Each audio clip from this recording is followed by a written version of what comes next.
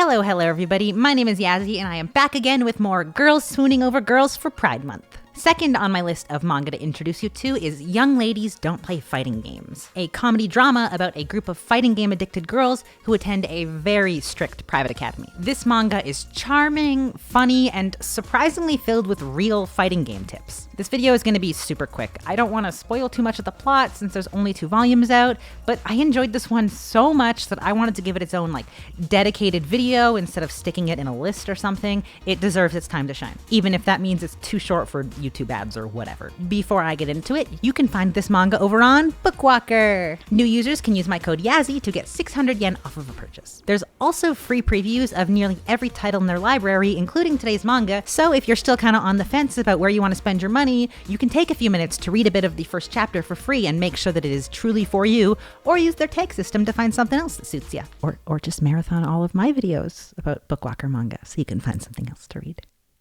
So we've got 2 main characters, Aya and Shirayuri. Aya is an average girl who entered the school on a scholarship, hoping to learn how to become a proper young lady. Shirayuri also entered the school recently, and she's got that cliche ultimate popular girl trope thing going on. She's mysterious, elegant, kind, and absolutely adored by the entire student body as a celebrity. And she's also secretly a rude, obnoxious fighting game fanatic. One day, Aya walks in on her absolutely wrecking somebody in a game, fighting stick and all, and when she wins, she lets out the most shocking and adorable insults like a true online gamer.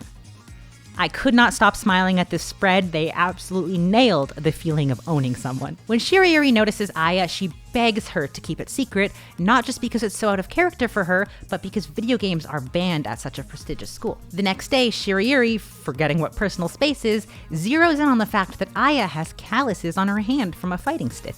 Some over-the-top comedy ensues, and Aya ends up telling her that she quit because video games are barbaric, and that's the opposite of what a proper lady should be doing. But Shirayuri's burning fighting game spirit pushes on and tells her to shut up and play the damn game, you scrub. And in this moment, Aya realizes how weak she is to her beauty and totally folds. It turns out, despite her aggressive gamer attitude, Shirayuri absolutely sucks. Even more comedy and yelling ensues between them, and they start playing secretly in an abandoned dorm room so that they don't get caught. And also some kinda gay stuff starts to happen. Volume 2 introduces more characters within the school who have various playing abilities, but all girls that somebody would not expect to be hardcore gamers. For example, 2 older members of Dorm Affairs. And of course, our main girls Aya and Shirayuri continue to grow closer.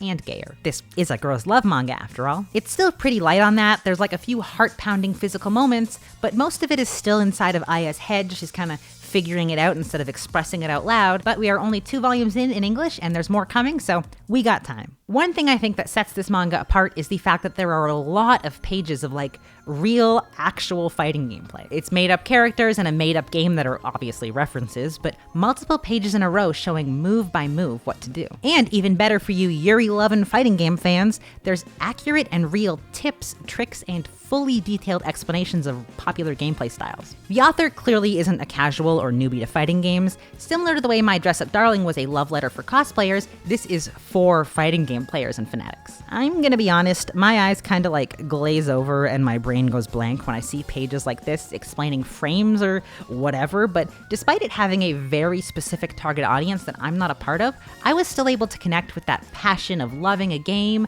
and laugh at that over-the-top energy that both of the girls have together. So even if you're like me and you're not even a tiny bit part of the fighting game community and you just love school life comedy romances, consider giving Young Girls Don't Play Fighting Games a shot. Also, apparently there was an anime announcement, but no real details were given, no date or studio or anything, and the announcement was back in January 2021, so maybe I'm just a little jaded and burned by the Ensemble Stars anime though, because Crunchyroll posted the exact same article when that was announced, and then we didn't hear anything for 5 years. So I'm not getting too excited for more anime news, but apparently it's gonna happen. As always, thank you for hanging out with me for today's quickie, and I will leave you the description for the manga down below in the description. And I would love to hear your thoughts on it if you're already caught up.